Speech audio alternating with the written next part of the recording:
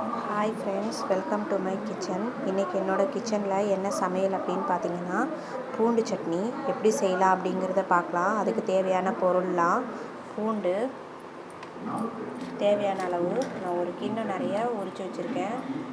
சின்ன வெங்காயம் ஒரு 10-12, மிளகாய், காஞ்ச மிளகாய் ஒரு 4 மிளகாய், அப்புறம் கருவேப்பிலை, தாளிக்கிறதுக்கு உளுந்தம்பருப்பு, கடுகு. வாங்க இப்போ எப்படி செய்யலாங்கிறத பார்க்கலாம். முதல்ல கடாயில் எண்ணெய் விட்டுக்கோங்க. எண்ணெய் நல்லா காஞ்சதுக்கு அப்புறமா எடுத்து வச்சுருக்க உளுந்தம்பருப்பும் கடுகும் போட்டுக்கோங்க.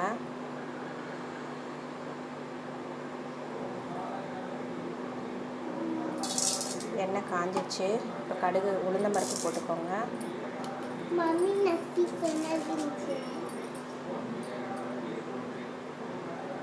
கடுகு போட்டுக்கோங்க. தேவையான அளவு போட்டால் போதும். நல்லா ஃப்ரை ஆனதுக்கப்புறமா கருவேப்பிலை, காஞ்ச மிளகாலாம் போடணும். நல்லா ஃப்ரை ஆகிடுச்சு. இந்த ஸ்டேஜில் கருவேப்பிலை, காஞ்ச மிளகாய் போட்டு நல்லா ஃப்ரை பண்ணிக்கோங்க. ஃப்ரை ஆகிடுச்சு. இப்போ எடுத்து வச்சுருக்க சின்ன வெங்காயத்தை போட்டுக்கோங்க. போட்டு நல்லா ஃப்ரை பண்ணிக்கோங்க. நல்லா வதங்கினதுக்கப்புறமா பூண்டு போட்டுக்கோங்க.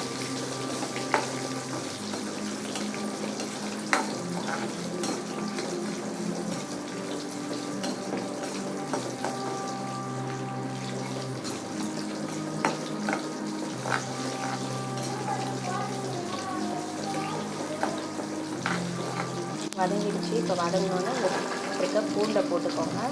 பூண்டு போட்டு நல்லா வதக்கிக்கோங்க. நல்லா வதங்கணும்.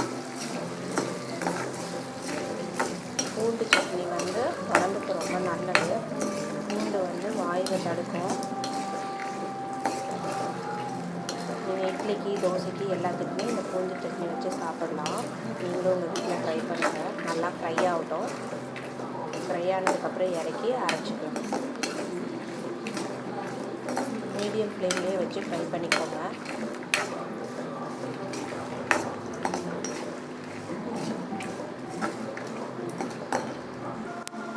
பார்த்தீங்கனாலே தெரியும் நல்லா வதங்கிடுச்சு. இந்த ஸ்டேஜில் இதை இறக்கி நல்லா ஆற வச்சுட்டு உப்பு போட்டு அரைச்சிட்டு எப்படி இருக்குன்றதை பார்க்கலாம் வாங்க.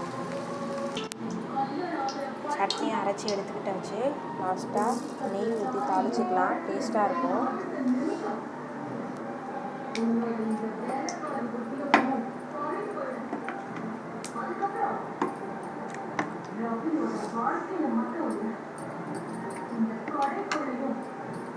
நெய் ஊற்றி கடுகு போட்டு தாளித்து கொட்டிடுங்க.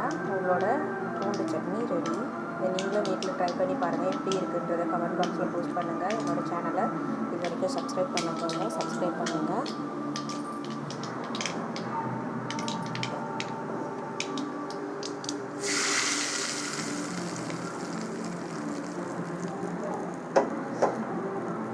பூண்டு சட்னி ரெடி.